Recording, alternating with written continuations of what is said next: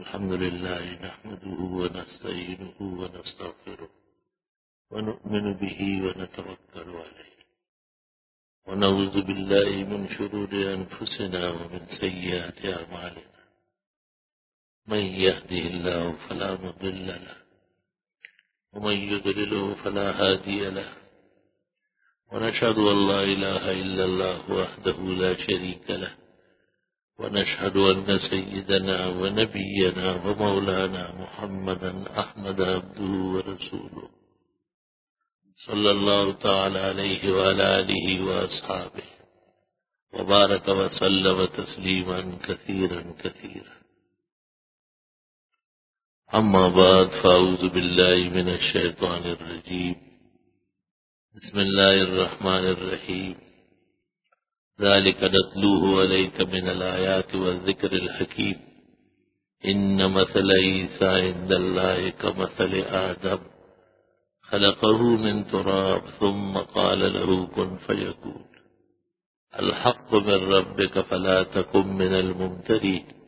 فمن حاجك فيه من بعد ما جاءك من العلم فقل تعالوا ندعو أبناءنا وأبناءكم ونساءنا ونساءكم وأنفسنا وأنفسكم ثم نبتهل فنجعل لعنة الله على الكاذبين. إن هذا لهو القصص الحق وما من إله إلا الله وإن الله لهو العزيز الحكيم. فإن تولوا فإن الله عليم بالمفسدين. قال رسول الله صلى الله عليه وسلم من كذب علي متعمدا فليتبوأ مقعده من النار. وفي رواية ليس كذب أحدكم علي ككذب بعضكم على بعض. على من كذب علي متعمدا فليتبوأ مقعده من النار. وفي رواية في النار أو كما قال النبي صلى الله عليه وسلم. والحديث أخرجه الشيخان وجماهير المحدثين والشراح والمدققون وكلهم اتفقوا على صحته وجلالته إسنادا ورفعا واتصالا حتى قيل إنه كآية من آيات القرآن لأنه بلغ مبلغ التواتر وقل ما يوجد في التواتر كما نبه عليه الحفاظ من هذا المضمار. اللهم صل وسلم على عبدك ورسولك ونبيك محمد أحمد وعلى آله وأصحابه وبارك وسلم وسلم عليه. محرم الحرام اسلامی سال کا پہلا مہینہ ہے اور عاشورہ محرم قدیم زمانہ سے انبیاء اور دینی تذکار کی وجہ سے محترم دن رہا ہے. قدیم تاریخ کے مطابق حضرت موسیٰ علیہ السلام کو اس دن فرعونیوں سے نجات ملی ہے اور فرعونی اس دن غرق ہوئے ہیں حق اور نبی کے مقابلے میں سرکشی کے جرم میں. عاشورہ محرم حقیقت میں فرائض اور اہلیان حق کے درمیان ایک میزان دن ہے اور اس دن میں اللہ تعالی اپنے نیک بندوں کو جو انبیاء کے متبعین صادقین ہیں انہیں نظر رحمت سے دیکھتے ہیں اور وہ سرکش اور باغی جو انبیاء کے طریق رشد و ہدایت سے منحرف ہوتے ہیں ان پر قہر اور غضب برساتے ہیں، جیسے کہ شیخ عبدالحق نے اپنی کتاب ما ثبت بالسنہ میں لکھا ہے اور دیگر اعلام العلم نے بھی مختلف مواطن میں درج فرمایا ہے. ہمیشہ ایک دینی ہستی اس کے تقدس اور دینی احترام اور دینی حیثیت کو دینی نگاہوں میں محترم مانا جاتا ہے. خواہ وہ انبیاء علیہ السلام ہو، وہ صف اول کے لوگ ہیں، وہ ایمان و عمل کے اصل مقتدا اور میزان ہیں. مخلوقات میں انبیاء سے بڑھ کر کوئی مخلوق نہیں ہے. اللہ تعالیٰ نے فرشتوں کو انسانوں کے لیے لائحہ عمل نہیں بنایا. انبیاء کی حیات اور ان کی زندگی کو رب العزت نے معیار کے طور پر پیش کیا ہے، اور جن اور انس کو حکم دیا ہے کہ اپنی زندگی ان جیسے بناؤ، یہ میری پسندیدہ ہے. اس لیے اہل سنت والجماعت کا مصمم عقیدہ ہے کہ انبیاء قبل النبوہ اور بعد النبوہ ہر قسم کے گناہوں سے معصوم، معفو، محفوظ، مصون ہوتے ہیں، اور ان کی زندگی کی تمام تر کارپردازی، نشو و نما، تعلم و تربیت، حرکات و سکنات، حیات اور ممات، ہر شعبہ زندگی رب العزت کی وحی اور رضا کے مطابق ہوتا ہے. اللہ نے مطلقاً کہا ہے وَمَا أَرْسَلْنَا مِن رَّسُولٍ إِلَّا لِيُطَاعَ بِإِذْنِ اللَّهِ. من رسول، کوئی بھی رسول و نبی جو آیا ہے ان کی اطاعت فرض فرمائی گئی. رسول اور نبی کے علاوہ دنیا کے اندر ان کے متبع صادق، ان کے فرمانبردار قانت، ان کی صداقت اور دیانت پر یقین رکھنے والے اعلیٰ درجے کے مخلص مومن، ان کا ایمان اور عمل بھی اللہ کے ہاں پسندیدہ ہے، لیکن وہ نبی کے بعد ہے. جیسے دنیا کے اندر ایک قیمتی چیز سونا ہے، اس کے بعد چاندی ہے، لیکن چاندی اور سونے میں بہت بڑی تفاوت ہوتی ہے، اور اس کے بعد بھی مختلف اناج، زمینیں، کائنات کی چیزیں اٹھتی بیٹھتی، بکتی، خریدی جاتی ہے، مگر سونا اور چاندی ان کا معیار ہے. وہ اصلین اور نقدین کہلاتے ہیں. زر اور دولت کے جو اصل پونجی ہے اس کے ماں باپ سونا چاندی ہے، ان جیسے کوئی اور چیز نہیں ہے. یاقوت و مرجان بھی بکیں گے تو بدلے میں سمن وہی ملے گا. سب دنیا اس کے تابع ہے.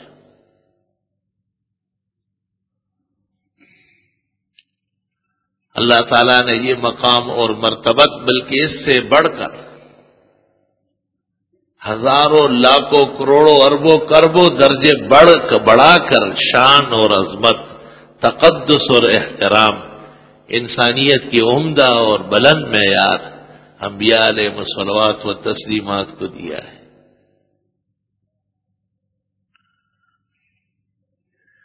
اللہ تعالیٰ تعارف جب فرماتے ہیں تو انبیاء کا کرتے ہیں. آدم علیہ السلام پیغمبر تھے، نوح علیہ السلام پیغمبر تھے، ابراہیم علیہ السلام، ان سے پہلے حضرت ہود اور حضرت صالح، اور ان کے بیٹے حضرت اسماعیل و اسحاق، اور ان کے بیٹے حضرت یعقوب، اور ان کے بیٹے حضرت یوسف، اور ان کے داماد حضرت ایوب، اور ان کے قرین حضرت یونس. اور پھر فرمایا یہ وہ لوگ ہیں جن کو ہر دور، ہر زمانے میں کامل ایمان، یقین، ہدایت نصیب ہے. فبہداہ مقتدی، اے لوگوں ان کے نقش قدم پر چلنا پڑے گا. یہ اسلامی عقیدہ ہے، اور اسلام اس کی تشریح کرتا ہے. تو پیغمبروں کی نماز، ان کی قربانیاں، ان کا ذکر، ان کی دینی محنت، راہ خداوندی میں ان کا جہد مسلسل، اللہ تعالیٰ اسے بیان فرماتے ہیں۔ معیاری زندگی ان حضرات کی ہے۔ ان کے بعد اگر کوئی دنیا میں طبقہ ہے جن کے ایمان یا عمل کو معیار کہا گیا ہے، وہ ایک جماعت ہے، اور اس جماعت کا نام ہے محمد الرسول اللہ صلی اللہ علیہ وسلم کے اصحاب، والذین معہ۔ قرآن پاک ان کا ذکر میت کے ساتھ کرتے، ساتھ رہنے والے، حضرت کا ساتھ دینے والے۔ میت کا مطلب یہ ہے کہ جو مقامات بطور نبوت کے اور معجزہ کے اللہ تعالیٰ نے نبی کریم صلی اللہ علیہ وسلم کو دیے ہیں، وہ درجات بطور کرامت کے اور ولایت کے اور صداقت کے اللہ تعالیٰ نے صحابہ کرام کو نصیب فرمائے۔ صحابہ کرام کے 3 مقامات قرآن کریم سے صراحتاً قطعیت اور یقینیت کے ساتھ ثابت ہے۔ ایک ان کا مومن ہونا، دوسرا ان کا بعمل ہونا، اور تیسرا ان کا جنتی ہونا۔ ان کے بعد قیامت تک جتنے لوگ ہیں ان کے ایمان، عمل اور جنتی ہونے کے بارے میں ہم حسن ظن رکھتے ہیں، ہم بہترین امید رکھتے ہیں، ہم قطعیت اور یقینیت کے ساتھ فیصلہ نہیں کر سکتے۔ فیصلہ کرنے کا حق صاحب وحی کو ہے۔ اللہ تعالیٰ نے ان کے بارے میں کہا ہے اولئک هم المؤمنون حقا، یہ بالکل پکے مومن ہیں۔ پکا مومن وہ ہوتا ہے جن کا عمل ایمان کے مطابق ہو۔ لہم مغفرہ، ان کی مغفرت ہو گئی، ابھی مرے نہیں، زندہ تھے اور آیات نازل ہوئی کہ بخشش کر دی گئی۔ وَلَهُمْ رِزْقٌ کریم، اور ان کے لیے بہت عزت کا ساز و سامان ہوگا۔ 3 مقامات جب صحابہ کرام کے معلوم ہو گئے، ایک ایمان کا، دوسرا عمل کا، اور تیسرا انجام کا، تو اللہ تعالیٰ نے ان کے بارے میں 3 باتیں امت کو کہی ہے۔ پہلی بات یہ کہی کہ آمنو کما آمن الناس، ایمان ایسا ہونا چاہیے جیسے یہ صحابہ لائے ہیں۔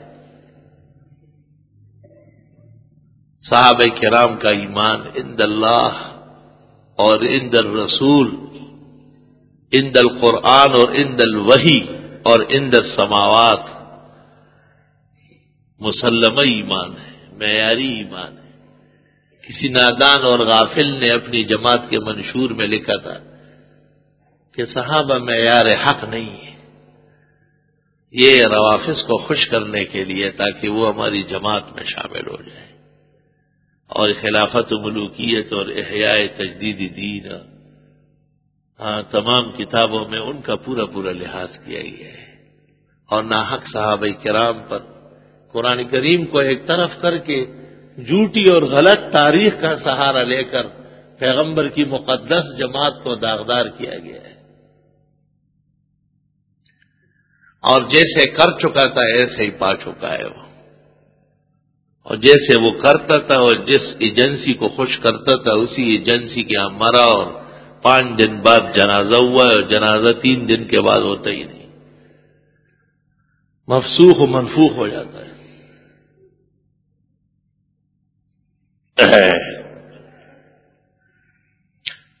سنن ترمذی میں ہے کہ آن حضرت صلی اللہ علیہ وسلم کے زمانے میں ایک شخص مر گیا، اور اس کے جنازے کے لیے جناب نبی کریم صلی اللہ علیہ وسلم تیاری کر رہے تھے۔ آپ کو آہستہ سے کہا گیا کہ کان یبغض عثمان، یہ عثمان کو پسند نہیں کرتا تھا. تو حضرت فتأخر، حضرت پیچھے ہٹے اور فرمایا جو عثمان سے بغض رکھتا ہو اس کا جنازہ میں نہیں پڑھ سکتا، اور اس کا جنازہ پڑھنے سے انکار کر لیا ہے. تو جو لوگ لکھتے ہیں کہ حضرت عثمان نے اپنے اقربا کو مناصب تقسیم کیے اور حضرت عثمان کے نرم اور کمزور پالیسیوں کی وجہ سے اسلامی حکومت کو نقصان پہنچا، اور یہاں تک کہ ان کی وجہ سے آج تک مسلمانوں کو دینی حکومت ہی نصیب نہیں ہوئی، اس سے بڑھ کر طعن اور بغض جلیل القدر صحابی کے ساتھ اور کیا ہوگا. حضرت علی کے ہاں تو ایک بیٹی تھی فاطمہ، اور حضرت عثمان کے ہاں دو بیٹیاں ہیں، ام کلثوم اور رقیہ. اور جب ایک کے بعد دوسری مری اور لوگوں نے کہا کہ شاید حضرت عثمان اس طرح شوم ہے، تو آپ نے فرمایا ہاں، اگر میری اور بیٹیاں ہوتی تو میں مسلسل عثمان ہی کے نکاح میں دیتا رہتا. اہل سنت والجماعت حضرت عثمان کو ذو النورین کہتے ہیں. النبی المختار وہو نور الانوار صلی اللہ علیہ وسلم کے دو نور بیٹیاں ایک مقدس ہستی کے عق میں جمع ہے، اس کا نام حضرت عثمان ہے رضی اللہ تعالی عنہ. اور صحابہ کرام رضوان اللہ علیہم اجمعین جناب نبی کریم صلی اللہ علیہ وسلم کی پسندیدہ جماعت ہے.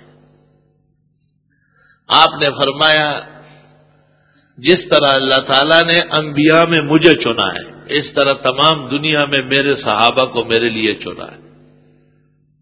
جیسے نبی مصطفیٰ و مجتبی ہے، اس طرح حضرات صحابہ بھی مرتضویون ہیں، مصطفین الاخیار، عباد مصطفین الاخیار، چنے ہوئے برگزیدہ بندے. اور ہر صحابی کے منازل اور مناقب اتنے زیادہ ہے کہ محدثین نے ان پر دواوین اور مسانید مرتب فرمائی.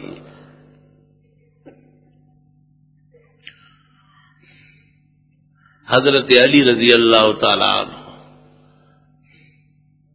اور حضرت فاطمہ رضی اللہ تعالی عنہ اور حضرات حسنین وہ بھی کریمین ہیں اور امامین الہمامین ہیں، کوئی شک نہیں. فضائل و مناقب ان کے مسلم ہیں. جماعت صحابہ کے جگمگاتے ہوئے ستارے ہیں.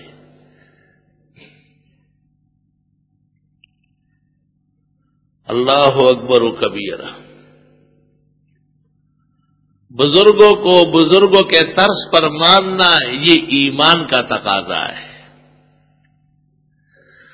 اور بزرگوں کو بزرگی سے نکالنا یا ان کو الہ معبود مشکل کشا و حاجت روا تک پہنچانا یہ ایمان سے محروم عناصر کا کام ہے.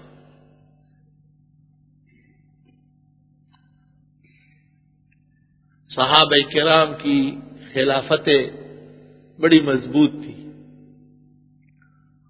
اور ان خلافتوں میں اسلام 4 دانگے عالم میں پہنچ گیا قلیل عرصے میں.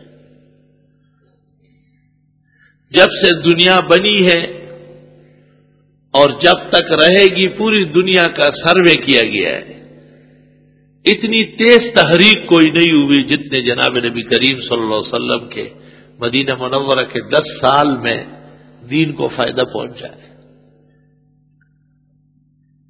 اور کسی جماعت میں 23 سال کے عرصے میں 1.25 لاکھ کے ایسے باصفا افراد جو ایمان عمل اور بہترین انجام سے لیس تھے، کہیں ثبوت اس کا پیش نہیں کیا جا سکتا. یہی وجہ تھی کہ آن حضرت صلی اللہ علیہ وسلم جو کونین کے لیے مبعوث ہوئے ہیں، لیکن آپ بلدین سے، مکہ اور مدینہ سے باہر نہیں گئے. حکم یہ تھا کہ جماعت پر محنت کریں، ان کو تیار کریں. اور ایسی زبردست جماعت تیار ہوئی ہے. کأن ربک لم یخلق لخشیتہ سواہ من الخلق انسانا، جیسے اللہ تعالیٰ کے خوف و خشیت کے لیے ان کے علاوہ اور مخلوق پیدا ہی نہیں ہوئی. ہر فرد جو جماعت اصحاب کا ہے وہ نبی کے ایک معجزے کا عکس ہے.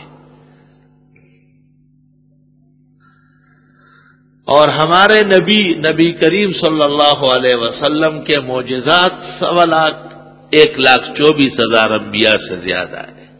شاعر نے کہا ہے لِكُلِّ نَبِيٍّ فِي الْأَنَامِ فَضِيلَةٌ وَجُمْلَتُهَا مَجْمُوعَةٌ لِمُحَمَّدٍ. تکوینی اور تشریعی، یعنی بالقوا اور بالفعل. حضرت کے عجائب معجزات ہیں. آپ معجزات میں سے بہت تھوڑا سا استعمال کرتے تھے، اور پیغمبروں کے جو معجزے ہوئے ہیں ان کا لحاظ فرماتے تھے کہ وہ رہے، اس کی چمک قائم رہے. سبحان اللہ. حدیث میں ہے، آپ نے فرمایا، بخاری کی حدیث ہے صلاۃ کی، اور بھی کئی جگہ ہے، آپ نے فرمایا کہ مجھے رات کو نماز پڑھ رہا تھا، ایک شرپسند جن آیا آگ کا شعلہ لے کے اور میری طرف پھینکنے لگا تاکہ مجھ پر میری نماز خراب کر دے. فَأَمْكَنَنِيَ اللَّهُ مِنْهُ، اللہ تعالیٰ نے مجھے قدرت دی اس کو پکڑنے. یہ شان دیکھیں، یہ نہیں فرمایا کہ میں نے پکڑ لیا. کتنا شارٹ جملہ آپ نہیں بول رہے، ادب والا جملہ بولتے ہیں کہ اللہ تعالیٰ نے مجھے قدرت دی، پکڑ لیا اس کو. فَأَمْكَنَنِيَ اللَّهُ مِنْهُ. اور یہ جو انداز نبی کا ہے یہی صحابہ کا ہے. ایک جلیل القدر صحابی ہے عبداللہ ابن عتیق رضی اللہ عنہ. اس نے ایک یہودی بدچلن دہشت گرد جو تمام اسلام اور مسلمانوں کے لیے رکاوٹ تھا، ابو رافع تاجر و اہل شام، اس کو بہت طریقے سے چڑھ کر، چھپ کر، جا کر، آ کر، ٹانگ تک ٹوٹ گئی نیچے گر کر، لیکن جہنم رسید کر لی اس. حضرت کا حکم تھا. تو بخاری شریف میں ہے کہ جب حضرت کو اطلاع دی تو اس طرح فرمایا کہ قتل اللہ عدوک، حضرت اللہ تعالیٰ نے آپ کا دشمن ختم کر دیا. یہ نہیں فرمایا کہ میں نے قتل کیا. آداب دیکھو، جو نبی کے آداب ہے وہی صحابہ کے آداب.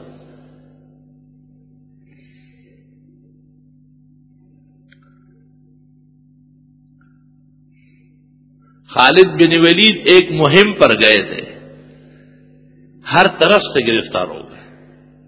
1700 صحابہ تھے اور لاکھوں کفار نے چاروں طرف سے گھیرا ڈال دیا.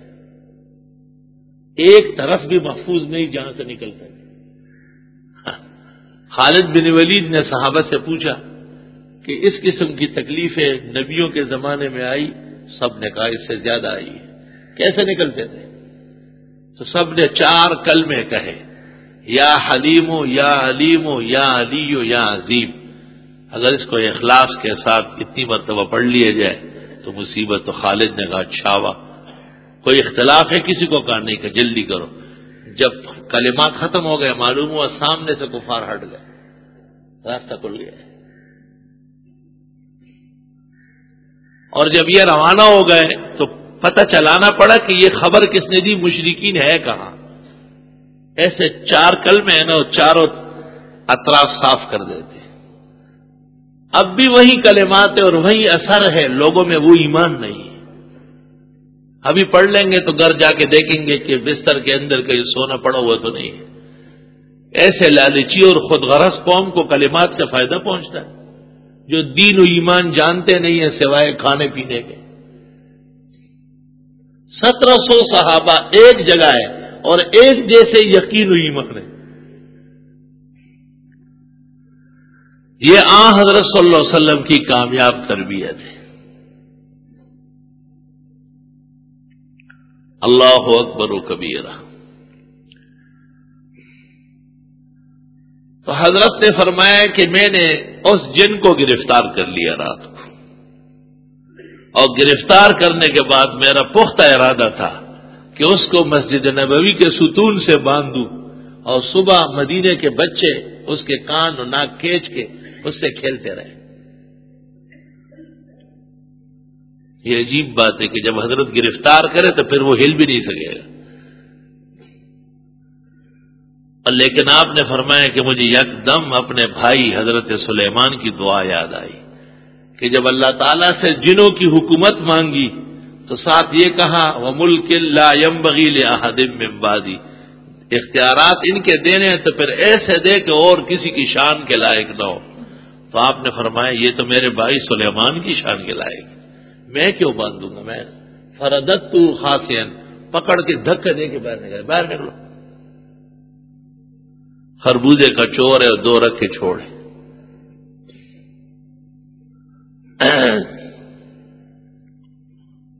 اس سے پتہ چلا کہ ہمارے رسول جناب نبی کریم صلی اللہ علیہ وسلم کو اللہ تعالیٰ نے حضرت سلیمان کے معجزات بھی عطا فرمائے۔ حضرت سلیمان علیہ السلام تو تخت پر بیٹھتے تھے، کرسیاں سجتی تھی، اور پھر انسان اس کو کندھا دیتے تھے، وہ دوڑاتے تھے، جب وہ تھک جاتے تھے پھر جنات آتے تھے، انسان اوپر چڑھ جاتے تھے۔ جب جنات تھکتے تو پھر تخت ہوا پہ اڑنا شروع ہو جاتا، اور پرندوں کو حکم تھا کہ اوپر پر کھول کر کے چھتر بنائے، دھوپ سے بچائے۔ قسم قسم کے پرندے رنگ برنگ کے حضرت کے تخت پر اڑان دکھاتے تھے، مظاہرہ کرتے تھے اپنے فعل کرتب کا۔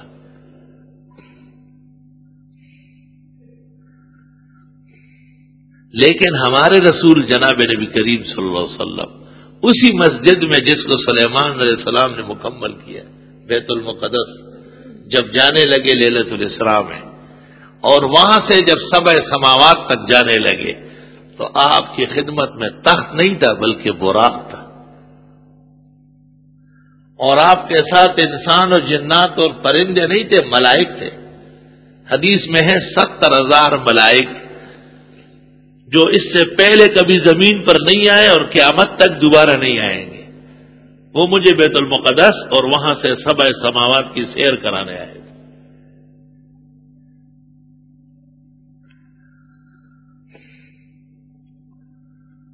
فرش والے تیری عظمت کو کیا جانے، اور خسرواں عرش پہ اڑتا ہے فریرا تیرا۔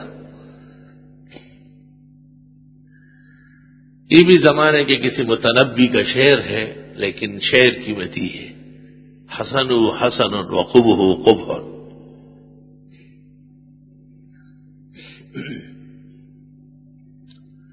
ہمارے رسول جناب نبی کریم صلی اللہ علیہ وسلم کے صحابہ کبار اور صغار،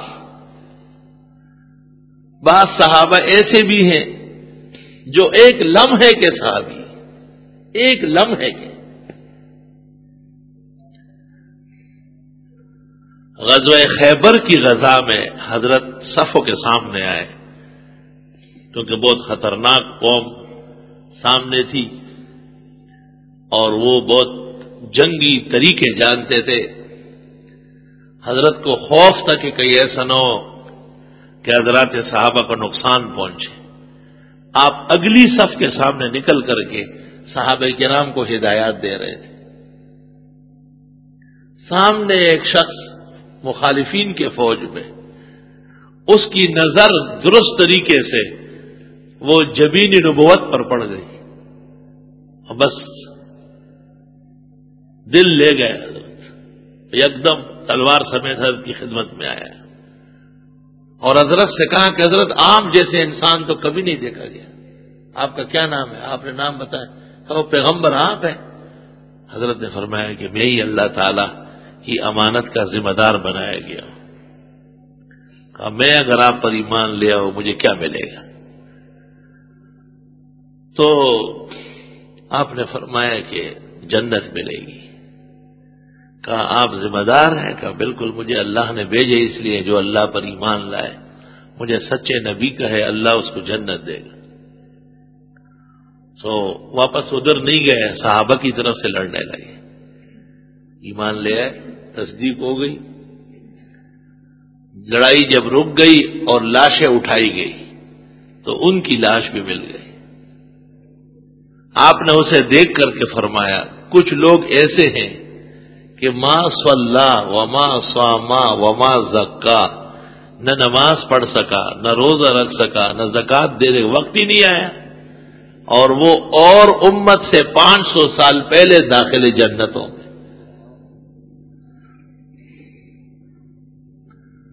تو صحابہ کرام میں ایک ایسا شخص جو صرف ماہ تابان کو، ماہ نبوت کو دیکھ کر مشرف اسلام ہوا، اور اس کو نہ نماز پڑھنے کا موقع ملا، نماز فرض ہی نہیں ہوئی، ٹائم نہیں آیا، اس سے پہلے ہی شہید ہوا، اور نہ رمضان شریف کا مہینہ پایا کہ وہ روزے رکھے، اور نہ مال کا مالک ہوا اس پر سال گزرے اور زکوٰۃ دے، اس سے پہلے ہی انتقال ہو گیا۔ اور آپ نے فرمایا یہ ان بعمل اور باکردار امت سے 500 سال پہلے جنت داخل ہوگا، مجھ پر ایمان لانے اور میرا چہرہ دیکھنے اور میری تصدیق اور اخلاص کی وجہ سے یہ مقام ان کو حاصل ہے۔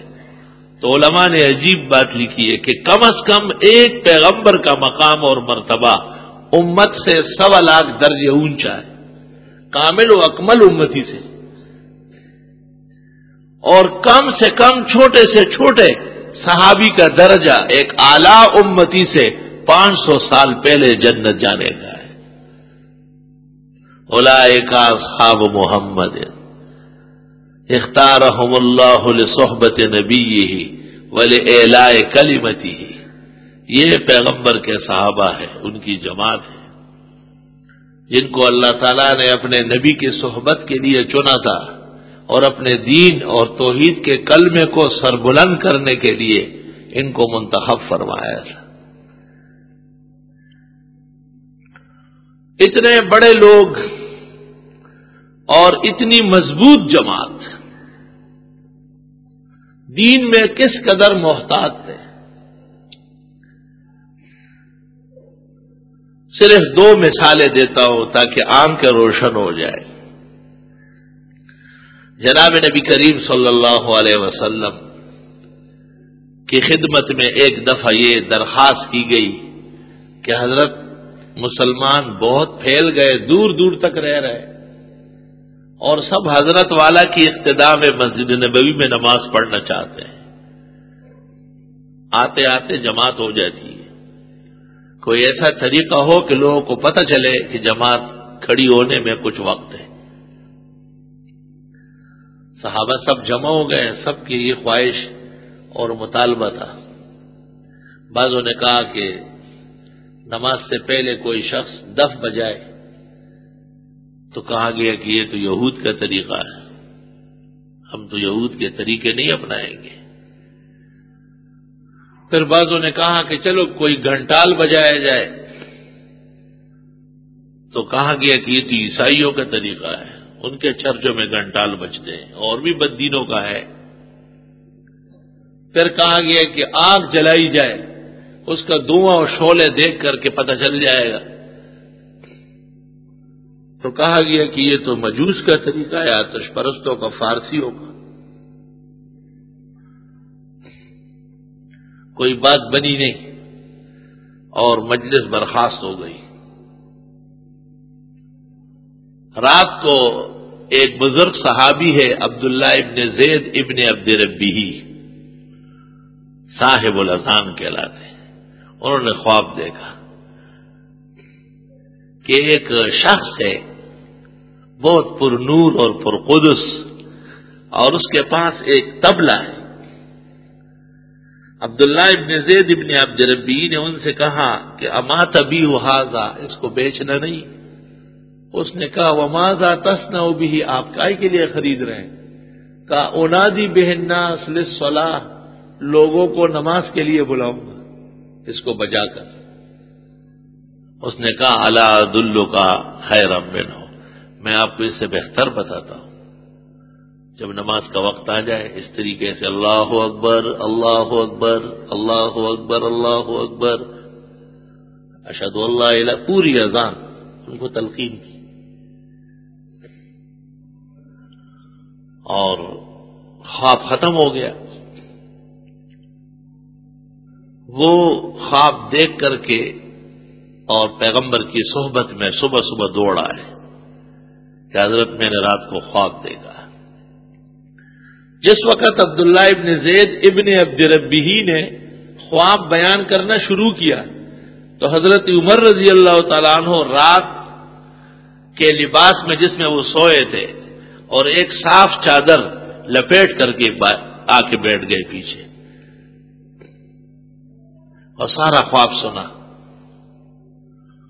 خواب سننے کے جب حضرت نے ان کو کہا کہ یہ تو فرشتہ تھا جو آپ کو اذان سکھانے کے لیے نازل ہوا تھا، مبارک ہو، اور فرمایا کہ بلال کی آواز بہت بڑی ہے، اب اس کو وہاں کنارے پہ کھڑا کر دو اور یہی کلمات ان کو سمجھاؤ اور وہ اونچے پڑے.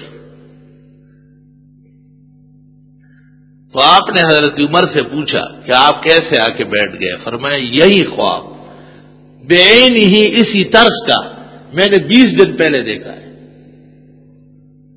اور اب آیا بیان کرنے کے لیے. تو حضرت نے فرمایا بیان کرتے؟ فرمایا کہ وہ بیان کرنے لگا تھا تو میں اس کی فضیلت میں مداخلت نہیں چاہتا تھا. یہ شرف اور فضل انہی کو ملے جو آپ کی خدمت میں پہلے بیان. حضرت عمر کا انصاف اور عدل، خلافت ادھر کرنا، فلاں کو مارنا، گھر گرایا فاطمہ کو، ہے پاگل بے وقوف، کہاں کے چریا جمع ہو جاتے ہیں. حضرت عمر ایسے ہیں. حضرت عمر تو کسی کی اذان کی فضیلت میں دخل نہیں دے رہے کہ بس وہ بیان کرنے لگا ہے اب اس کو پورا ہونے دے. اور دنیا کے اندر وہ صحابی صرف ایک حدیث کی وجہ سے پہچانے جاتے ہیں، محدثین ان کو صاحب الاذان کہتے ہیں، اذان والے صحابی جنہوں نے اذان خواب میں دیکھی. اس سے اندازہ ہوتا ہے کہ صحابہ کرام میں عدل، انصاف، ایک دوسرے کا لحاظ، مراتب کی قدر کتنا زیادہ تھا جس کی مثال دنیا میں نہیں ہے.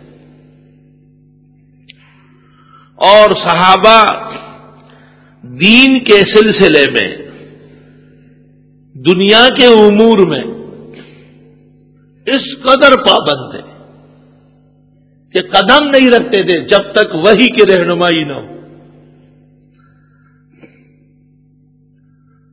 حضرت ابو سعید خدری رضی اللہ عنہ بما جماعت کے ایک سفر میں جا کے ٹھہرے،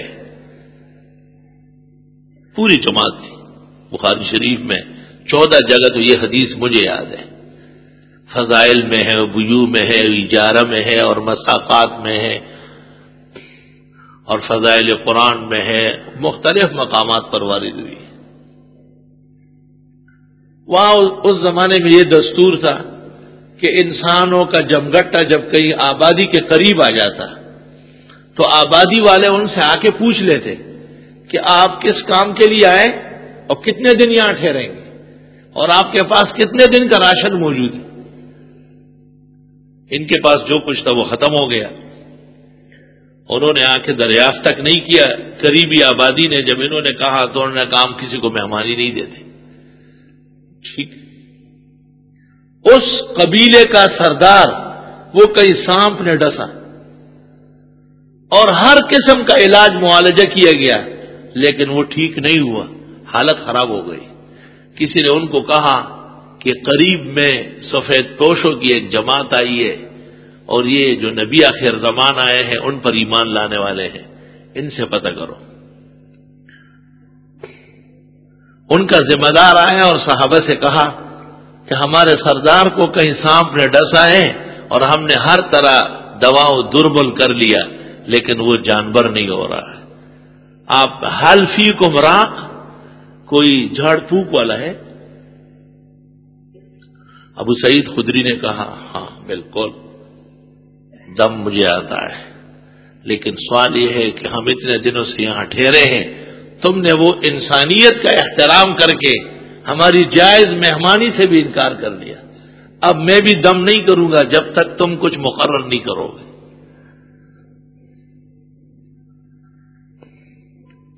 انہوں نے کہا ہم آپ کو 1 ریوڑ بھیڑ بکریوں کا دے دیں گے جس میں 30 بھیڑ بکریاں دودھ دینے والی ہو، 80 کے قریب گابن ہونے والی ہو، اور 120 یا 160 بچوں سمیت ہو، ایسا بھرپور ریوڑ دے دیں گے، لیکن خدا کے لیے ہمارا آدمی دم کرو۔ ابو سعید نے کہا ٹھیک ہے۔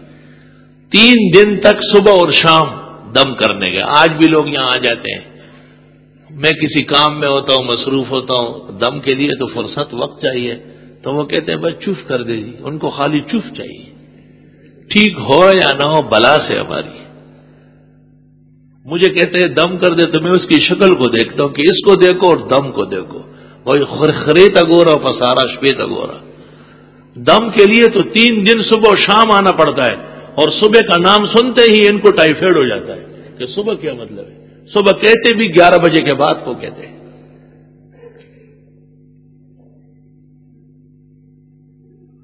یہاں ایک آدمی آیا بہت تکلیف میں نے کہا مجھے فرصت نہیں ہے، فجر کے بعد میں ذرا مصلے پر تسلی سے بیٹھتا ہوں۔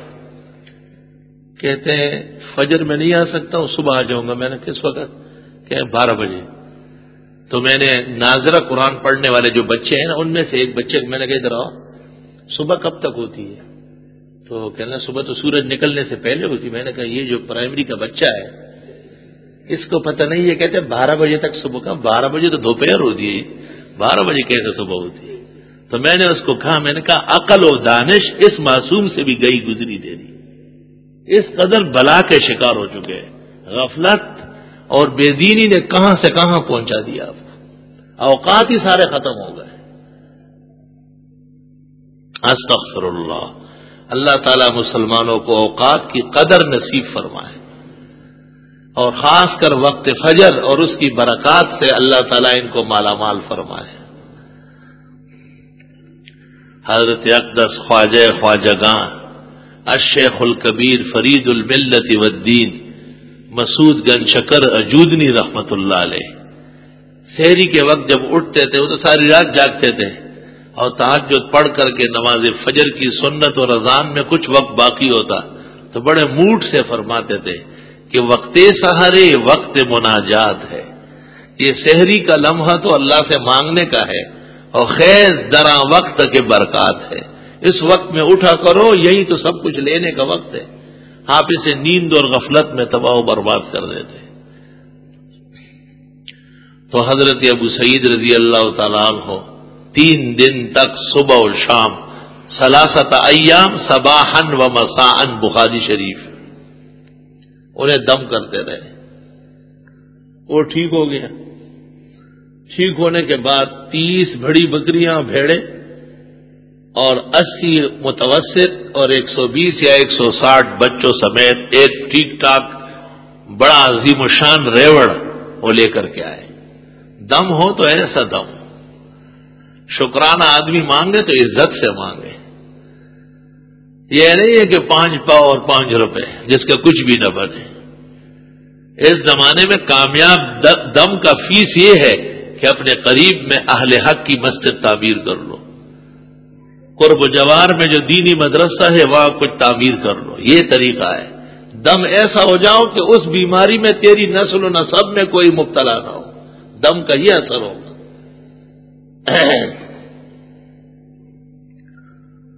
صحابہ نے ابو سعید کو کہا اور باتیں تو صحیح ہے، لیکن اخذت اجرا علی کتاب اللہ، قرآن شریف پڑھ کر کے تم نے بکریاں لی، یہ جائز ہے؟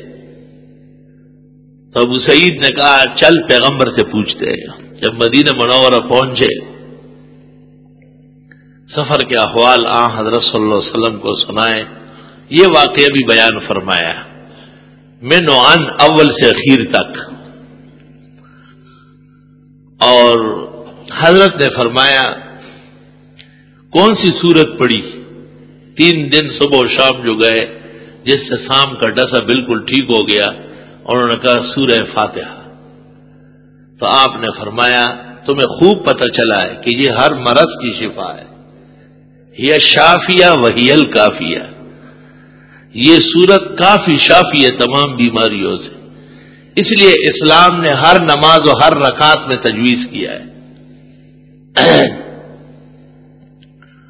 اور بھیڑ بکریاں جو انہیں ملی تھی، حضرت نے فرمایا اضربوا لی فی سہما، میرا حصہ بھی اس میں ہونا چاہیے، اور پھر فرمایا آپس میں تقسیم کر لو، سب کو بانٹو۔ تو بہت سارے مسائل اس سے معلوم ہوئے، اور حضرت کا نبوت کا جملہ اس طرح ہے بخاری شریف میں نے دینی امور پر اجرت لینا جائز ہے کہ اوپر بھی بخاری کی حدیث نقل کی، ان خیر ما اخذتم علیہ اجرا کتاب اللہ، اور دوسری جگہ ہے ان احق ما اخذتم علیہ اجرا کتاب اللہ، بہترین اجر و اجرت وہ ہے جو کتاب اللہ کے بدلے میں تمہیں ملے۔ اب سوال یہ ہے کہ فاتحہ بھی تلاوت فرمائی، قبیلے کے سردار کو فائدہ بھی ہوا، اور وہ اپنے جول انعام دینے پر رضامند بھی ہو گئے، لیکن صحابہ دین کے کتنے متبع و محتاط ہیں کہ جب تک حضرت صلی اللہ علیہ وسلم سے پوچھا نہیں ہے اس کو ہاتھ نہیں لگا رہا ہے۔ اور بعض روایات میں ہے کہ اس وقت تک جب تک پوچھا نہیں تھا بھیڑ بکریوں سے دودھ نکال کر کے واپس پھینک دیتے تھے دریا میں، چشموں میں، لیکن استعمال نہیں کرتے تھے کہ پہلے نبی سے پوچھا جائے صلی اللہ علیہ وسلم۔ قرآن کریم کا جب جمع ہو رہا تھا حضرت عثمان رضی اللہ تعالیٰ عنہ کے دور میں، باقاعدہ عالم اسلام جو 5 اطراف میں تقسیم ہو چکا تھا، سندھ کی حکومت بن چکی تھی، ہند اور سندھ، اور شمالی حکومتیں قائم ہو چکی تھی، کاشغر اور غزنین شامل تھے۔ صحابہ کرام رضوان اللہ علیہ مجمعین کی قبریں 172 کے قریب قبریں کابل میں ایک جگہ ہیں اور 260 قبریں دوسری جگہ ہیں۔ تو یہ جنازے وہاں سے لے کے نہیں آئے، یہ جہاد ہوا ہے۔ اور زیادہ تر فتوحات عجم کی وہ حضرت عثمان کے دور میں ہیں، کیونکہ حضرت عمر نے ایران فتح کر دیا تھا۔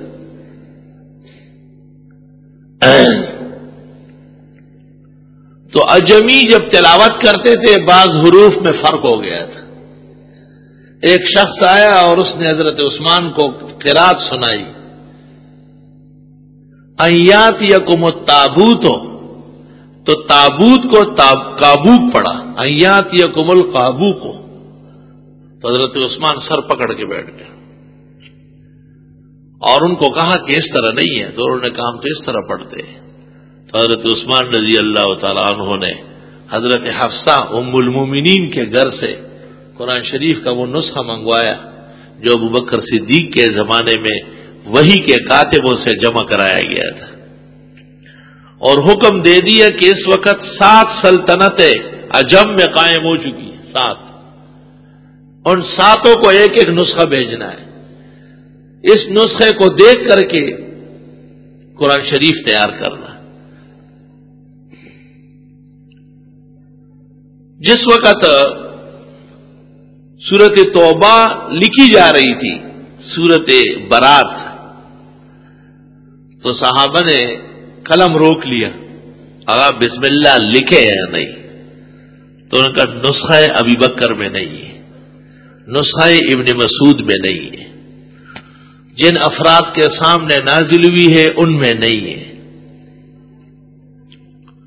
113 سورتیں قرآن مجید کی فاتحہ سے لے کے والناس تک ان پر بسم اللہ الرحمن الرحیم لکھا گیا ہے بغیر شک شبے کے، اور ایک سورت قرآن کریم کی ایسی ہے جس میں بسم اللہ الرحمن الرحیم کی شہادت نہیں ملی کہ اس سورت پر پیغمبر نے لکھوایا ہے، کسی کو یاد نہیں۔ تو حکم یہ ہے، فیصلہ یہ ہوا کہ اس ایک سورت کو بغیر بسم اللہ کے درج کر لو۔ ہم قرآن میں ایک بسم اللہ کا اضافہ بھی نہیں کر سکتے۔ انا نحن نزلنا الذکر وانا لہ لحافظون، انصاف سے سوچو، 113 سورتوں پر بسم اللہ موجود ہے اور ایک سورت پر نہیں ہے کیا ایک سورت 113 پر قیاس نہیں ہو سکتی تھی؟ بہترین قیاس ہو سکتا تھا، اور وہ فضل و فائدہ سے خالی نہیں تھا، لیکن صحابہ محتاط اتنے زیادہ ہے کہ انہوں نے کہا جب کاتبان وحی نے نہیں لکھا، پیغمبر نے نہیں پڑھا، جبریل نے آپ کو نہیں پڑھوایا، ہمارے پاس کوئی شہادت آج تک موجود نہیں، ہم نے نبی سے سنی، ابو بکر عمر سب سے سنی، حضرت عثمان نے کہا میں نے کبھی بھی اس پر بسم اللہ نہیں پڑھا، بغیر بسم اللہ کے ہیں، تو صحابہ کرام نے بال اتفاق قرآن کریم میں ایک سورت توبہ، سورت برات بغیر بسم اللہ کے لکھ لیا۔ اب اس کے آگے وجوہ حکم سینکڑوں ہے کہ ایسا کیوں ہے، لیکن بتانا اس وقت صرف یہ ہے کہ حضرات صحابہ رضوان اللہ علیہ مجمعین قرآن میں، سنت میں، نماز میں، اذان میں، چھوٹے چھوٹے مسائل میں، ہر چیز میں حد درجے پابند ہے، محتاط ہے۔ تب جا کے قرآن نے ان کو کہا اولئک هم المؤمنون حقا لهم مغفرۃ ورزق کریم۔ صحابہ کرام رضوان اللہ علیہ مجمعین کتنے سارے شہید ہوئے غزوات میں، سفروں میں، حضرت کی خدمت میں لوگ آئے اور آپ سے درخواست کی کہ ہم فلاں دور پہاڑوں کے درمیان میں رہتے ہیں، ہمارے ہاں آمد و رفت کم ہے، اور ایمان اور قرآن سکھانے والا کوئی نہیں ہے، ایمان اور قرآن سکھانے والا کوئی نہیں ہے۔ آپ نے 70 صحابہ، اور ایک روایت میں یہ کہ 10 ان کے امیر تھے،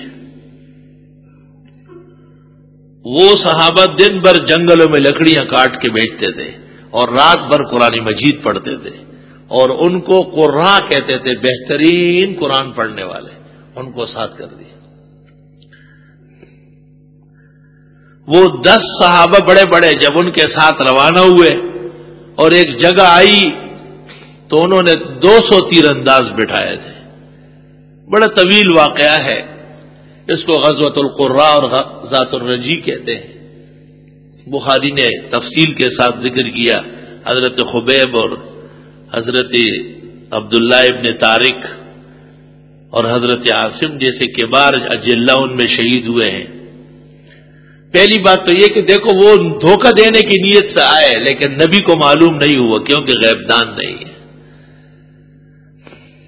مشکل کشا و حاجت روا تو درکنار، یہ پتہ بھی نہ چل سکا، ورنہ آپ صحابہ کو کیوں بھیجتے؟ اور جب وہ شہید ہوئے تو آپ نے صحابہ کو اطلاع دی، کیونکہ اللہ نے وحی کے ذریعے آپ کو آگاہ کیا۔ اور بخاری میں یہ ہے کہ جب وہ شہید ہو رہے تھے تو انہوں نے کہا اللہم اخبر عنا نبیک، اے اللہ ہمارے اس حال کی خبر اپنے پیغمبر کو دے دے تاکہ وہ دعا فرمائے، ہمیں دعائے خیر میں یاد کر لیں۔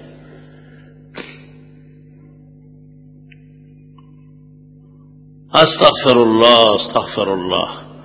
صحابہ کرام رضوان اللہ علیہ مجمعین شہید ہو گئے، سب کچھ ہو گیا، لیکن صحابہ کرام سے کسی ایک موقع پر ذرہ برابر بھی ایمان میں اور عمل میں بے احتیاطی نہیں ہو رہی۔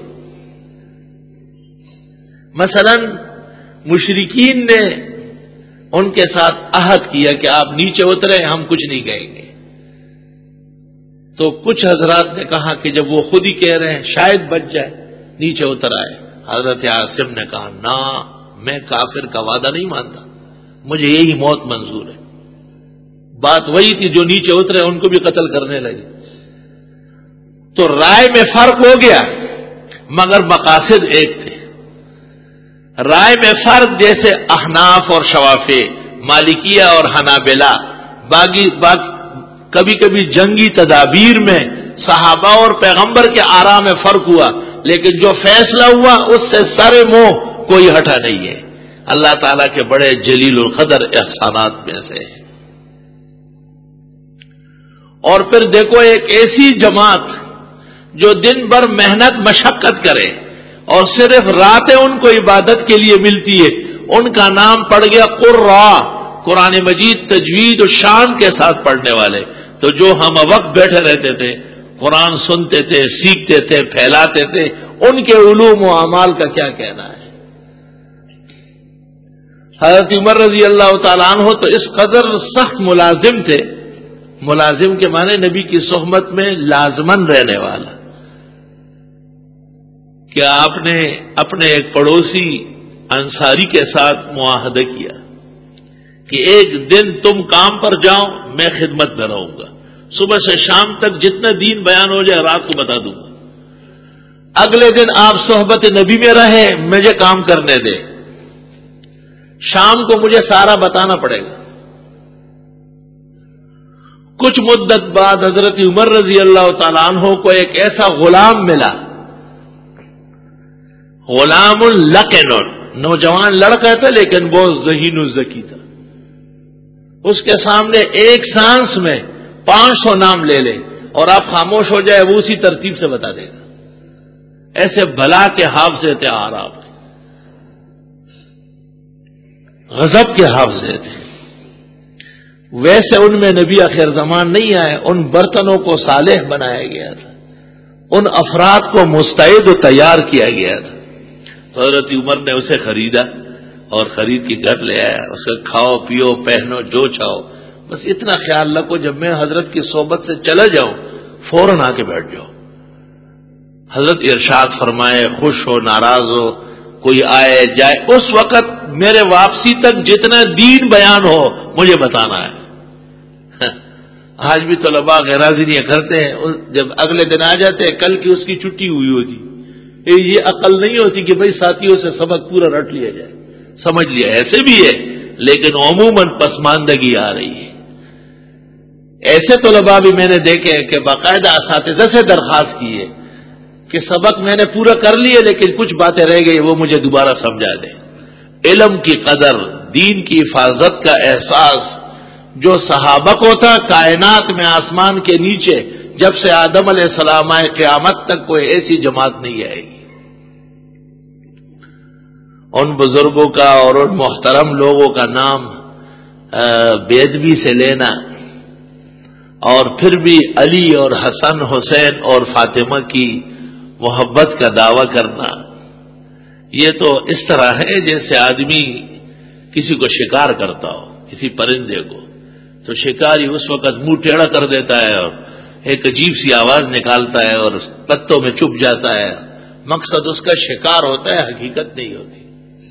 تو یہ مرثی ہے اور یہ جولانگائے اور یہ جلوس اور یہ ماتم اور یہ واویلائے اور یہ شور شراپا، نہ اس کا سر ہے اور نہ اس کے پیر ہے، نہ اس کے اصول ہے اور نہ فروع ہے، نہ کوئی ایسا واقعہ ہے اور نہ اس واقعے کے یہ مستحق ہے، نہ یہ ان کے کچھ ماننے والے ہیں اور نہ یہ ان کو جانتے ہیں۔ بخاری شریف میں ہے کہ حضرت عمر رضی اللہ تعالیٰ عنہ نے اپنے دور خلافت میں ہر بدری کو 5,000 درہم دینے کا وظیفہ مقرر کیا، لیکن خاندان نبوت کے افراد کو 15,000 دینے کا۔ اور جب کسی نے پوچھا تو تعجب کیا، وما تعرفهم ہم من قرابت رسول اللہ صلی اللہ علیہ وسلم، آپ ان کو نہیں جانتے ہیں تو پیغمبر کی آل و اولاد ہے۔ تاریخ الخلفاء میں سیوطی نے لکھا ہے کہ حضرت عمر نے دربار کے بڑے سخت اصول قائم کیے تھے کہ دربار میں مخصوص طبقہ نہ آئے۔ آج آپ جائیں بڑے افسران کے یہاں تو چند افراد صبح سے شام تک بیٹھے رہیں گے، گپے شپے ماریں گے اور لوگوں کی رعایا کے مال و زمینیں اور پلاٹ تقسیم ہوں گے، اور لوگوں کی درخواست اور غمزدہ و پریشان وہ اپنے محلے میں روتے رہے، سر دیوار کے ساتھ پیٹتے رہے۔ حضرت عمر کا قانون یہ تھا کہ مخصوص لوگ نہ آئیں، وہ مجھ سے نماز کے اوقات میں بات کرے، دربار غرباء و مساکین کے لیے جن کا کوئی سننے والا نہیں۔ کسی موقع پر حضرت حسین رضی اللہ تعالیٰ عنہ کو کام پڑ گیا، خیال آیا کہ حضرت عمر سے جا کے کہوں دربار میں۔ جب وہ آنے لگے تو عبداللہ ابن عمر راستے میں ملے، حضرت عمر کا بیٹا بڑا۔ حضرت حسین نے پوچھا کہ حضرت سے ملاقات ہو گئی؟ تو ابن عمر نے کہا کہ اندر جانے نہیں دیا۔ کہا یہ آپ کے لیے وقت نہیں ہے، یہ غرباء و مساکین کا ٹائم ہے۔ تو حضرت حسین نے یہ سوچا کہ جو امیر المومنین کا بیٹا اندر نہیں جا سکتا تو میں کیسے جاؤں، وہ واپس مڑ گئے۔ اس دوران حضرت عمر رضی اللہ عنہ کسی کام سے باہر آئے، دور سے دیکھا تو آواز دے دی کہ یہ کیا ظلم، اتنا قریب آ کر کے اور پھر اندر نہیں آئے۔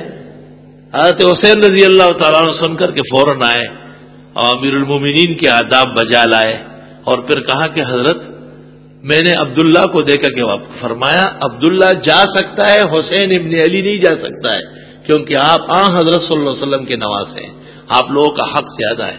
اور تاریخ الخلفاء اور تاریخ خمیس دونوں میں ہے کہ دائیں ہاتھ سے پکڑ کے اپنے ساتھ لے گئے۔ عجیب بات ہے کہ ساری دشمنی ان کے جگہوں میں اور ان کے گھروں میں آئی ہے، جب اسلام، قرآن، سنت، تاریخ، آثار اٹھاتے ہیں تو وہ آپس میں شیر و شکر ہے، اتنی محبت ہے جس کی کوئی انتہا نہیں۔ ایک مثال دیتا ہوں، ذرا غور کر لیں۔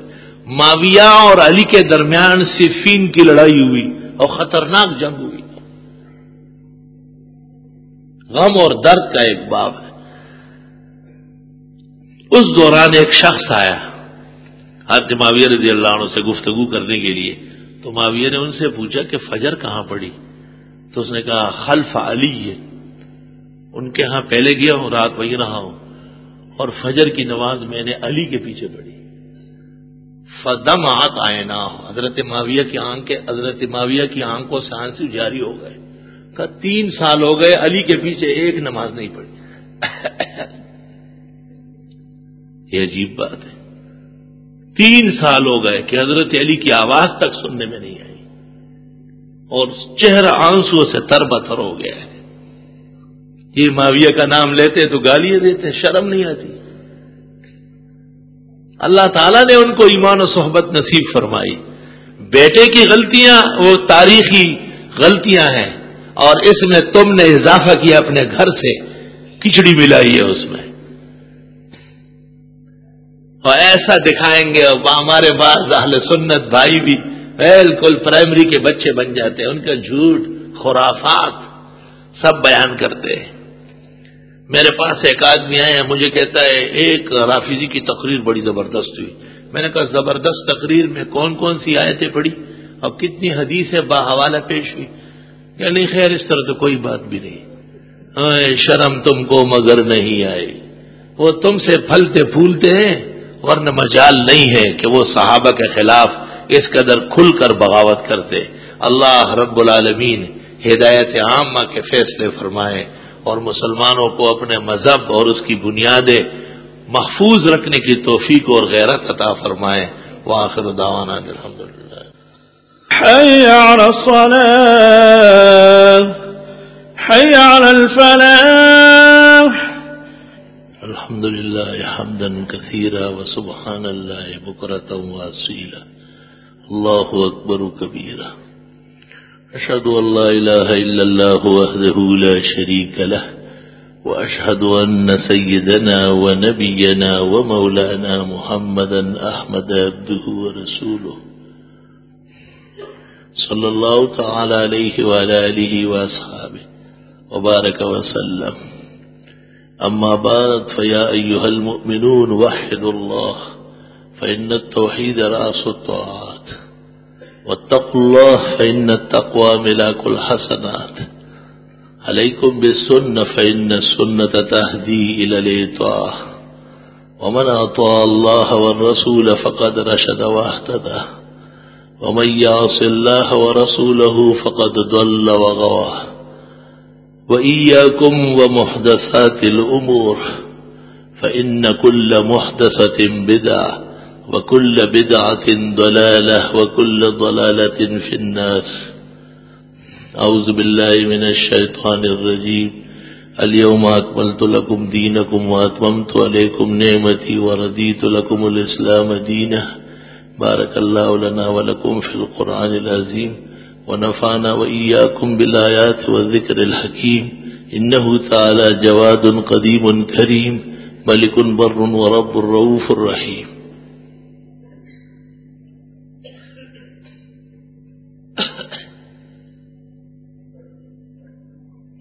الحمد لله جل وعلا، صلى الله وسلم على رسوله المصطفى ونبيه المجتبى وأمينه على وحي السماء وعلى آله النجبى وأصحابه الأتقياء أفضل الخلائق بعد الأنبياء ومن بهديهم اقتدى وبآثارهم اقتفى من المفسرين والمحدثين والفقهاء إلى يوم الجزاء.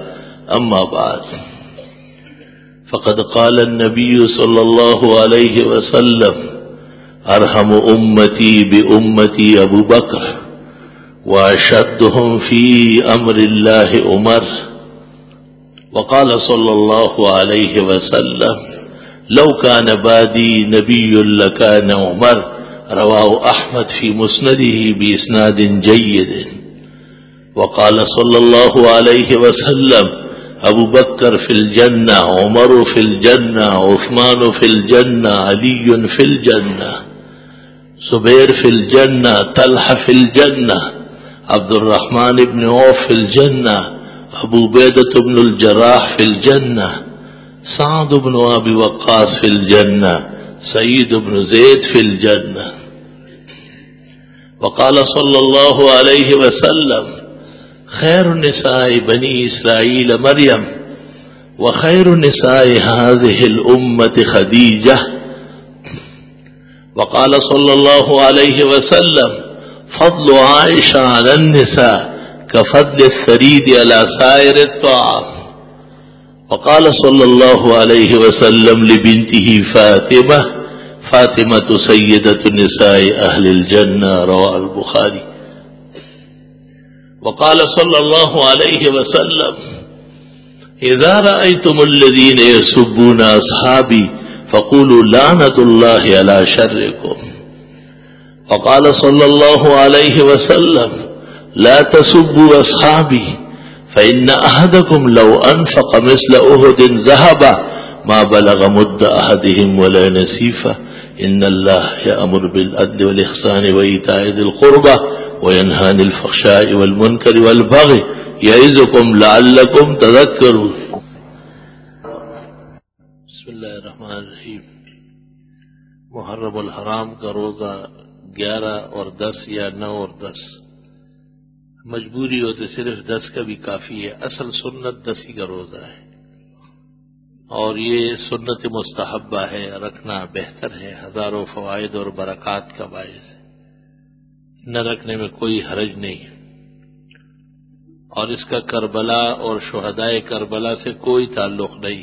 یہ ان سے بہت پہلے اسلامی سنت ہے، اور خود حضرت صلی اللہ علیہ وسلم اور صحابہ نے اس پر عمل کیا ہے. ماتمی جلوسوں سے بچنا ہے. ان کے بیانات چونکہ اکثر خلاف اسلام، غلط بیانی پر مشتمل ہوتے ہیں، اور اس میں صحابہ کے خلاف دشمنی کا عنصر شامل ہوتا ہے، اس لیے ان کے تمام اتوار اور محرم کی تقریبات، بیانات، جملہ رسوم سے بچنا ایمان کی غیرت اور تقاضا ہے. تلاوت کے بعد صدق اللہ العظیم کہنا صحیح ہے نہیں، کیونکہ شخص کہتا ہے کہ یہ صحیح نہیں ہے کیونکہ حدیث میں نہیں ہے. یہ آداب ہے. صدق اللہ العظیم کہنا درست ہے. ایک آدمی کو کسی کی گری ہوئی کوئی چیز مل جائے، پھر اس آدمی سے وہ ہلاک ہو جائے، لیکن اس جان بوجھ کر ہلاک نہ کی ہو، اور مالک کو پتہ چل جائے تو اے مالک کے لیے لینے کا مجاز ہے یا نہیں. کسی کی گری پڑی چیز اٹھانا صحیح نہیں ہے، اور جب اٹھا لی گئی تو پھر مالک تک پہنچانا واجب ہے. کئی سال تک مالک کا ڈھونڈنا ضروری ہے. بصورت ہلاک یا ضائع ہونے کے 2 گواہوں کے سامنے اس کو کر دیا جائے، اور 2 گواہ گواہی دے کہ اس شخص نے بطور حفاظت کے اٹھایا اور ضائع ہو گیا، تو مالک ضمان نہیں لے سکتا. اور گواہ مقرر نہ کیے جائے اور مالک ہلاک پر راضی نہ ہو تو ضمان لے گا.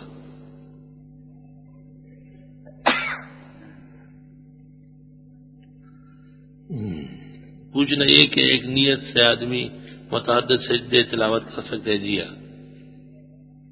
اللہ اکبر جا کے سجدہ کرے، اللہ اکبر سر اٹھائے۔ پشاور میں چھری کی رواج بہت زیادہ ہے، ایک مالیدہ بنتا ہے سفر کے آخر میں۔ اس دن حضرت ٹھیک ہوئے تھے اور فاطمہ الزہرا نے کچھ بدھ منایا تھا جمعرات۔ بے اصل ہے، کوئی حقیقت نہیں، اس سے بچنا چاہیے۔ سلام کی کیا پکی اینٹ جو آگ میں جلا کر پکاتے اسے استنجا و تیمم کرنا جائز ہے؟ پکی اینٹوں سے کیا کے لیے کر رہا ہے استنجا و تیمم؟ کوئی ریت مٹی پتھر دنیا میں ختم ہو گئے، لیکن جب یہ پتہ ہے کہ وہ مٹی کا بنا ہوا ہے، کچا ہو یا پکا ہو، اس سے تیمم جائز ہے، اور باقی استنجے سے نہ کرے۔ ایک آدمی نماز جنازہ اور عید کے لیے تیمم کیا، پھر اس کے ساتھ کوئی اور نماز پڑھ سکتا ہے یا نہیں؟ سوال یہ ہے کہ اگر ارادہ صرف نماز جنازہ یا نماز عید کا ہو تو پھر اس سے بڑھ کر عبادت اس سے نہیں کر سکتا، اور اگر مطلق تیمم ہے تو اس سے کر سکتا ہے۔ اسلامی بینکاری کے بارے میں یہ جائز نہیں ہے کہ آپ پیسے اسلامی بینک ہے ہی نہیں، پہلی بات تو یہ ڈکوسلا بینک ہے، وہ اسلام کے نام پر جو ہے وہ سود کو پروان چڑھایا جا رہا ہے۔ وہ جو طریقے شائع ہوئے ہیں ان سے کبار علماء پاکستان مطمئن نہیں ہے، اور ان کا فتویٰ یہی ہے کہ یہ جو جن کو اسلامی بینک کہا جاتا ہے یہ دھوکہ ہے، غلط فہمی ہے، ان میں کوئی چیز اسلام کی نہیں، بددستور ان سے سروکار رکھنا سودی سروکار ہے۔ بدعتی کے پیچھے نماز پڑھنا جائز نہیں۔ 12 ربیع الاول محرم کے دنوں میں قرآن خوانی میں جانا کیسا ہے؟ چونکہ یہ رسوم کے دن ہے اس لیے قرآن خوانی ان دنوں میں نہ جائے، ہاں اپنے طور پر کوئی کرے تو کر سکتا ہے۔ 10 محرم عاشورے کے دن گھر کے اندر حلیم شربت وغیرہ کا اہتمام، یہ سب بدعات ہے۔ عشاء کی نماز کے وقت کے بارے میں صاحبین امام اعظم کی طرح سرخ و سفید شفق کے بعد اختلاف ہے۔ مفتابی قول امام اعظم رحمۃ اللہ علیہ کا ہے، وقت مغرب 1 گھنٹہ 20 منٹ سے لے کر 1.5 گھنٹے تک ہے، یعنی بڑے دنوں میں گرمی کے موسم میں 1.5 گھنٹہ اور سردی میں 1 گھنٹہ 1 گھنٹہ 20 منٹ۔ مفتی عزیز الرحمان صاحب مفتی اعظم دارالعلوم دیوبند نے دارالعلوم دیوبند کے فتاوا میں یہ لکھا ہے۔ 7واں 10واں 40واں برسی یہ سب بدعت ہے۔ چرواہے کے ساتھ بکریوں کا ریوڑ ہے اور وہ بذات خود پانی پر قادر ہو، لیکن اگر وہ ریوڑ چھوڑ دے تو بکریوں کے گم ہونے کا خطرہ ہے، اور اگر ریوڑ ساتھ لے جائے تو وقت فوت ہونے کا اندیشہ ہے۔ اب یہ شخص تیمم کر سکتا ہے۔ فرائض نماز کے بعد اجتماعی دعا ثابت ہے، اس کو بدعت کہنے والا خود بدعتی ہے۔ مفتی اعظم ہند مولانا مفتی کفایت اللہ نے النفائس المرغوبہ فی الدعاء بعد الصلاۃ المکتوبہ کتاب لکھی ہے، اور حکیم الامت مولانا اشرف علی نے استحباب الدعوات بعد المکتوبات رسالہ لکھا ہے، جو امداد الفتاوی جلد اول کا حصہ ہے۔ خود مفتی شفیع صاحب مرحوم نے احکام دعا لکھا ہے۔ ہر تینوں کتابوں میں فرض نماز کے بعد انفرادی اجتماعی دونوں طرح دعا ثابت ہے۔ ترمذی شریف میں ہے کہ نماز سے فارغ ہونے کے بعد ثم تقنے اے ترفع یدیک وتقول اللہم اللہم، فرض نماز کے بعد دعا اس طرح مانگو، ہاتھ اٹھاؤ۔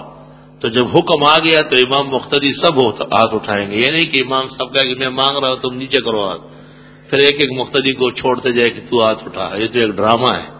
اس لیے فرض نماز کے بعد عقلاً نقلاً روایتاً درایتاً اجتماعی انفرادی ہر طرح دعا مستحب ہے، اور اسے بدعت کہنے والا بدعتی ہے۔ ہمارے گھر میں پانی کی شدید قلت ہے، ہم بورنگ کروانا چاہتے، کوئی ایسا عمل یا دعا بتا دے جس کو کر کے بورنگ کروائی جائے تو میٹھا پانی نکلے۔ دعائے خیر کر لیں، عافیت کی دعا کر لیں، اور اللہ سے اس جگہ جس جگہ شروع کرتے بیٹھ کر کچھ سورتیں پڑھ لیں، سورت یاسین، سورہ ملک، سورہ مزمل، اور اللہ سے دعا مانگے۔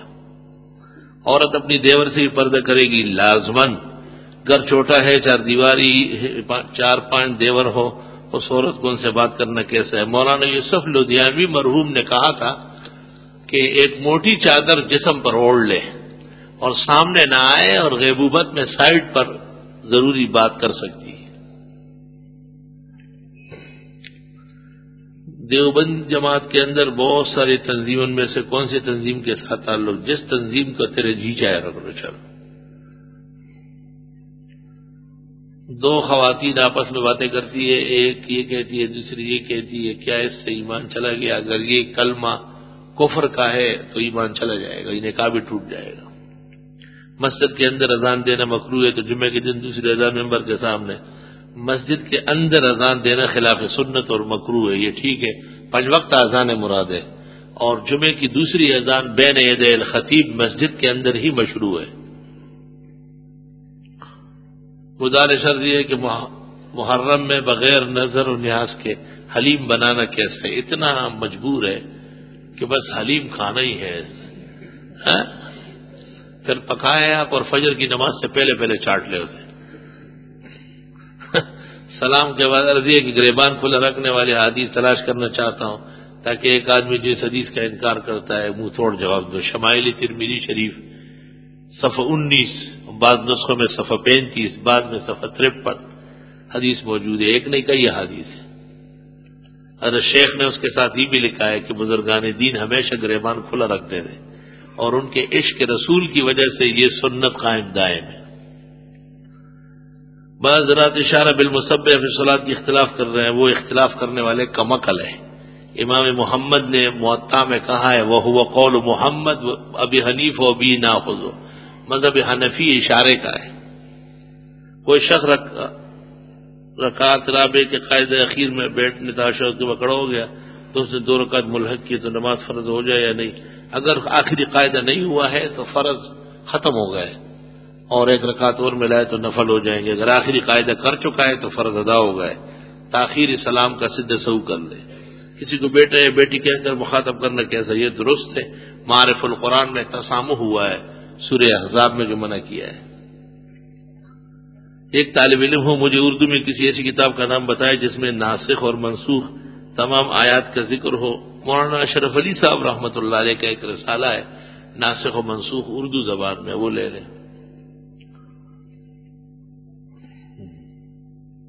دوحاب نام رکھنا کیسا ہے؟ دوحاب تو کوئی لفظ نہیں ہے. دھوبی نام رکھے تو کم از کم کپڑے تو صاف کرے گا. کیا چیزوں کا انشورنس کروانا جائز ہے؟ یہی اکابر سے سنا ہے کہ زندگی کا بیمہ ناجائز ہے ہر طرح، اور بصورت مجبوری کار اور فیکٹری، کارخانہ، گھر، جائیداد کا بیمہ کیا جا سکتا ہے.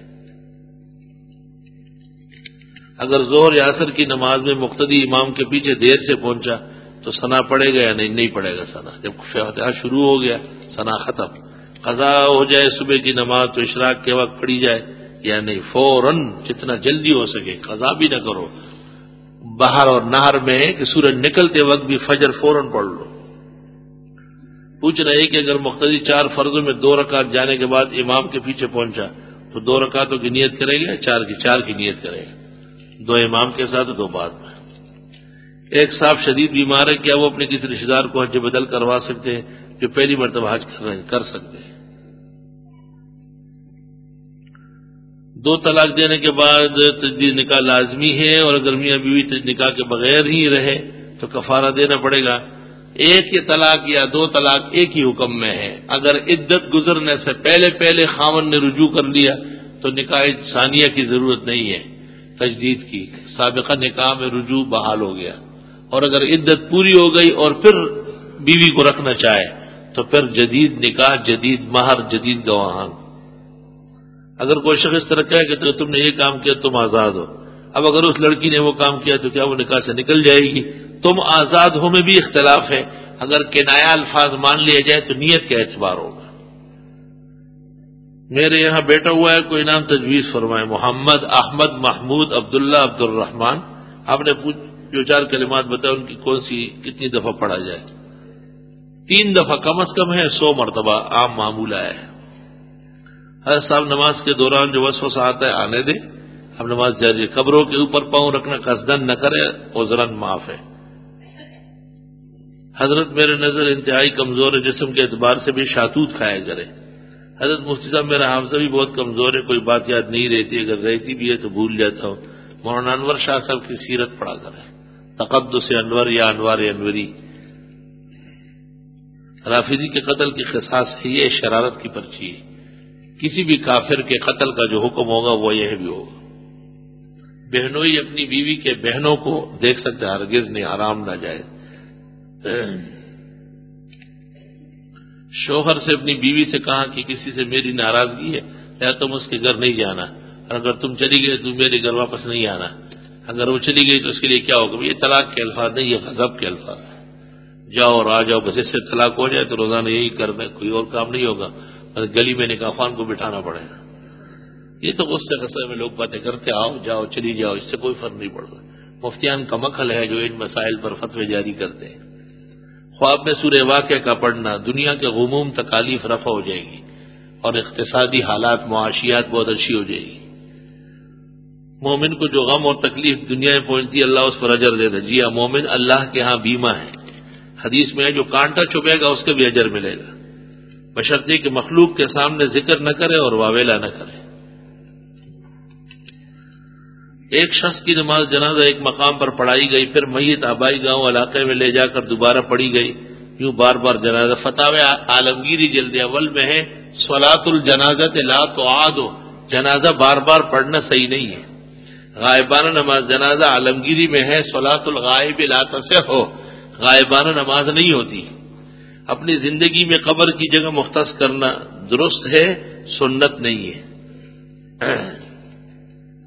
ایک عورت اس شرط پر جائز ہے کہ یہ نیت ہو کہ مجھ سے پہلے اگر کسی کو ضرورت ہوئی تو وہ اس میں دفن ہو جائے. ایک عورت نے غصے میں آ کر اپنے میاں سے کہا کہ اگر تم نے فلاں کی شادی میں شرکت کی تو میں تم پر حرام ہو جاؤں گی. اب اگر وہ شخص اس شادی میں چلا گیا تو کیا ہوگا؟ ایوب خان اگر ہوتا تو وہ کہتا کہ طلاق ہو گئی، کیونکہ اس نے کہا کہ عورت بھی خاوند کو طلاق دے سکتی ہے، اور دنیا کے مرد اور زن اور مسلمان اس پر متفق ہے کہ طلاق خاوند کا کام ہے، عورت نہیں دے سکتی. جتنے بھی غصہ ہو جائے چھت سے نیچے چھلانگ مار سکتی ہے لیکن طلاق نہیں دے سکتی. ایوب خان سے مولانا مفتی محمود و مولانا غلام غوث نے کہا تھا کہ یہ غلط بات ہے. اس نے کہا کیوں، دونوں برابر ہیں. چند دن بعد ایوب خان اپنے گھر گیا، کسی مسئلے میں اوپر نیچے ہوا تو بیوی نے اس کو کہا بات سنو، آپ صدر ہوں گے پاکستان کے، اگر میں غصے ہو گئی تو طلاق دے دوں گی، کیونکہ آپ نے خود آئلی قوانین میں پاس کیا ہے کہ عورت بھی خاوند کو طلاق دے سکتی ہے. وہ قانون ایوب خان کے گھر سے ہی ختم ہو گیا. ان الفاظ کی کوئی تلافی نہیں، توبہ استغفار ہے. اکثر عالم دین کے نام کے ساتھ مولانا کا لفظ آتا ہے، جبکہ سورہ بقرہ کی آخری آیت میں لفظ اللہ کے لیے ہے. سورہ بقرہ کے آخر میں تو یہ لفظ اللہ کے لیے ہے، لیکن آگے سورتوں میں یہ بندوں کے لیے بھی ہے. فإن اللہ ومولاه وجبریل وصالح المؤمنین. آپ نے ابو رافع کو کہا یا ابا رافع انت مولانا. عام روایت بیان کی جاتی ہے کہ حضرت محمد صلی اللہ علیہ وسلم نے ام سلمہ کو مٹی دی تھی کہ جب یہ سرخ ہو جائے. یہ حاکم نے مستدرک میں نقل کی، لیکن رافضی اینڈ کمپنی کی بنی ہوئی روایت ہے. حاکم کے بارے میں ذہبی نے تلخیص میں لکھا ہے رافضی خبیث. اہل سنت والجماعت کا سماع موتا کے بارے میں کیا عقیدہ ہے؟ راجح یہ ہے کہ سماع الموتا حق ہے. المحند المفند حق کتاب ہے. تراویح پڑھانے کے بعد امام کے لیے رومال پھیرایا جاتا ہے، یہ صحیح نہیں. رومال نہ پھیرائے، نوٹوں کی گتے اس کی جیب میں ڈالے. رومال پھیرانے صحیح نہیں ہے، یہ بے عزتی ہے، چند بازی. البتہ چند افراد امام صاحب اور اس کے خاطرداری میں خطیر رکوع ادا کر لیں. ایک جگہ اللہ نے فرمایا کہ واللہ خلق کل دابۃ من ماء، اور پھر فرمایا واللہ خلقکم من تراب. ٹھیک ہے، اللہ تعالیٰ نے مٹی سے بھی پیدا کیا اور پانی سے بھی. پہلی سرش مٹی سے ہے، اس میں پانی ملا ہوا تھا. انسان غذا کھاتا ہے وہ مٹی سے اگتا ہے، اور جب میاں بیوی ملتے ہیں تو پانی ٹپکتا ہے. روٹی سالن بھی آپ کھاتے ہیں، ساتھ پانی بھی پیتے ہیں، دونوں خوراک. اس میں تضاد کی کیا ضرورت ہے؟ کھانے کے دوران باتیں کرنا صحیح ہے، لیکن درست باتیں لڑائی والی باتیں نہیں. بالکل خاموش رہنا عرب کے بخلاؤ کا طریقہ ہے، مکروہ ہے. حاجی امداد اللہ کی بعض عبارات پر جو کہ محفل میلاد کے متعلق ہے، یہ عبارات صحیح نہیں ہے. حضرت مولانا قاسم صاحب نانوتوی نے کہا تھا کہ یہ مسائل ہے، مسائل حاجی صاحب ہم سے سیکھیں گے. آپ جیسے بننا چاہتے مجھے کہو شور مت مچاؤ، شور شرم کرو، ہم سے پناہ مانگو، اللہ تعالیٰ حفاظت فرمائے، ہم سے بہتر بن جاؤ.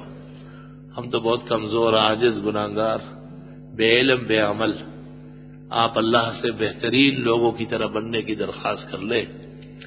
اللہ آپ کو بہت عمدہ اور علم و عمل کی دولت سے راستہ کرے، اور جو ایک دینی عاجز اور مسکین کے بارے میں حسن ظن رکھتے ہیں، اللہ اس کے بدلے میں آپ کو مینار علم و عمل اور رشد و ہدایت بنائے.